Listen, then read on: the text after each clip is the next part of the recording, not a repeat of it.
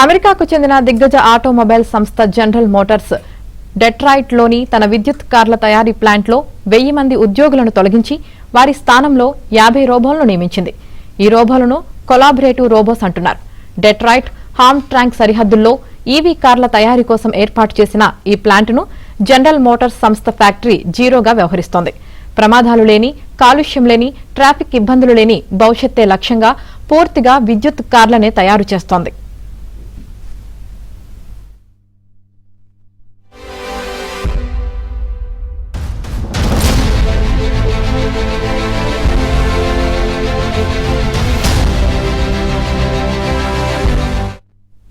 అయితే ఆ కంపెనీ ఊహించిన స్థాయిలో ఈవీలకు గిరాకీ పెరగకపోవడంతో అమ్మకాలు ఆశించిన స్థాయిలో లేవు.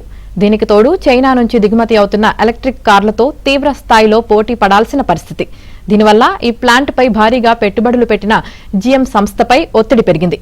ఈ పరిస్థితుల్లో ఖర్చులు తగ్గించుకోవడానికి ఆ సంస్థ 1000 మంది ఉద్యోగులను తొలగించి వారి స్థానంలో రోబోలను ప్రవేశపెట్టింది.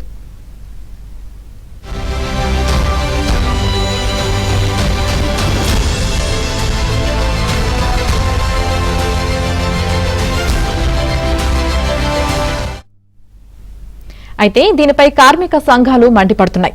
అమెరికా, కెనడాల్లో కార్ల తయారీ కంపెనీల్లోని కార్మికులకు ప్రాతినిధ్యం వహించే అతిపెద్ద కార్మిక యూనియన్ యునైటెడ్ ఆటో వర్కర్స్ ఈ చర్యను కార్మికుల పట్ల నమ్మక ద్రోహంగా అభివర్ణించింది. ఈ నిర్ణయం పట్ల తాము తీవ్ర అసంతృప్తితో ఉన్నామని ఆ యూనియన్ నేత జేమ్స్ కాటన్ ఆగ్రహం వ్యక్తం చేశారు.